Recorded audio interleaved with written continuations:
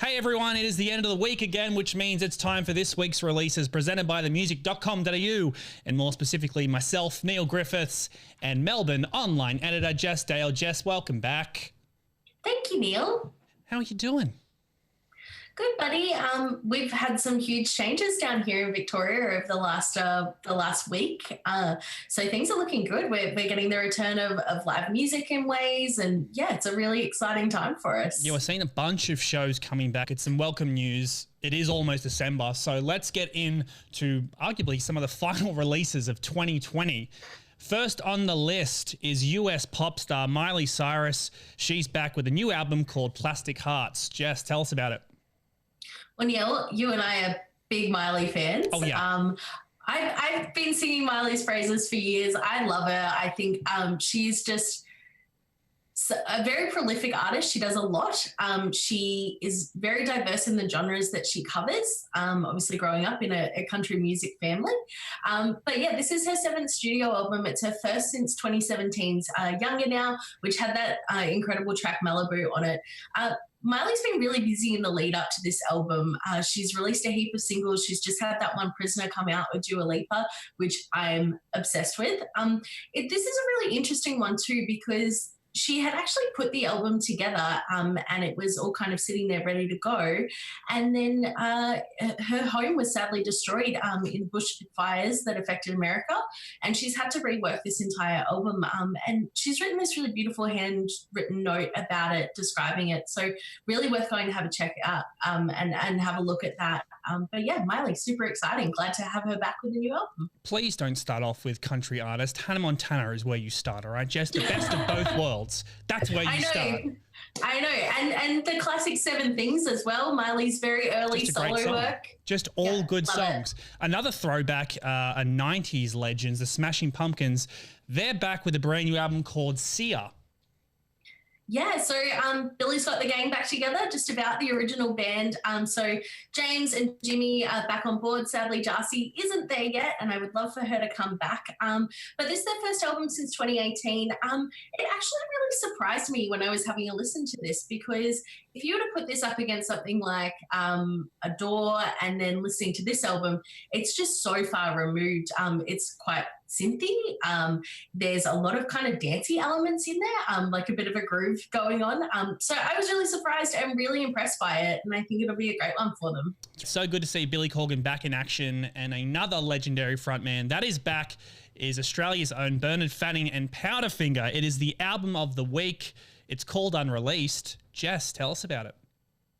Well, Neil, this is so exciting. So obviously Powderfinger, who I just love so much, hold them very dear to my heart.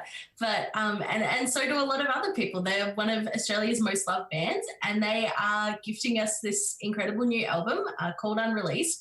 And so it all kind of came about that they discovered that when they were going back to do the Odyssey No. 5 20th anniversary edition, they discovered they had about 50 songs that were just sitting in the archive that were all unreleased. And so 10 years on from them disbanding, that now they've given us this album of unreleased tracks. They all span from 1998 to 2010.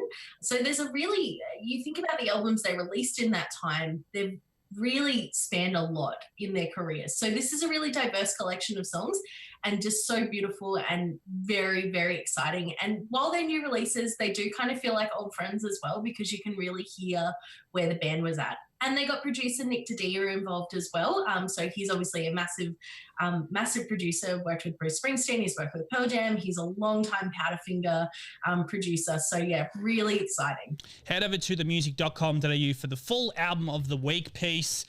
They're the main albums. Now it's time for the speed round. Jess, are you ready? Ready to go, Neil. First one on the list is Cleo Renner with her debut album, Nothing Breaks, Nothing Mends. This is such a beautiful release. She's such a talented Melbourne artist. Draws inspiration from artists like Rufus Wainwright and Joni Mitchell and Beck, and just incredible. It is also premiered on themusic.com.au. Cheeky plug. Moving on, Scabs with Pressure. Scabs are the self-declared shittest Newtown band. I love them. They are so great. Punk act, 3-piece. Very, very exciting release. And lastly, Kingswood with a Kingswood Christmas. It's that time of the year. Yeah, so this is Kingswood have done a Christmas album, exactly what it says on the packet there. All the profits from this go to Beyond Blue.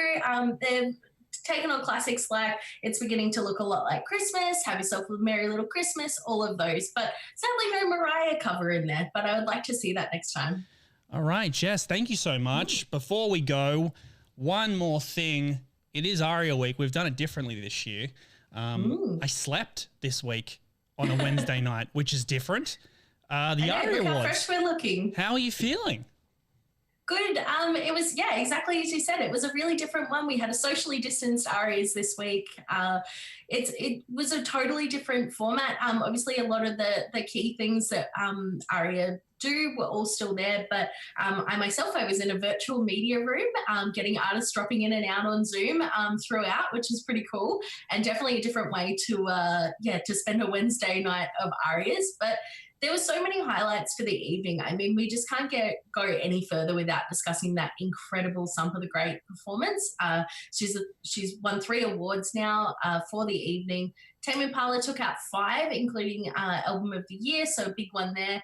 And and Maisha as well, incredible artist who has taken out the R&B and soul release. Just beautiful. The Helen Reddy tribute as well. Oh, the feels. Amazing. I watched it again this morning and still got tears in my eyes watching it.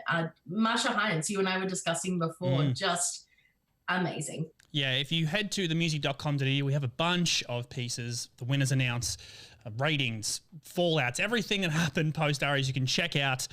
That does it for this week. Jess, can I assume as we roll into December that we will be discussing where Michael Bublé's Christmas album becomes album of the week, please? Oh, it's definitely a priority, Neil. We do love Michael Bublé a lot. We do, and it will be album of the week. I doubt it, but I will try. Yes. Thanks, Jess. I appreciate your time. Thank you, Neil. And thank you for watching. Check us out on themusic.com.au's Facebook, Twitter, and YouTube page, as well as Delivered Live, deliveredlive.com.au. You can see this. Well, obviously, you're watching this episode, but past episodes there. We'll be back to do it all again next week as the quest for Michael Bublé and Album of the Week continues. I don't know why I made that up. It's a thing now. It's happening. Jess, thanks so much. Thank you, Neil.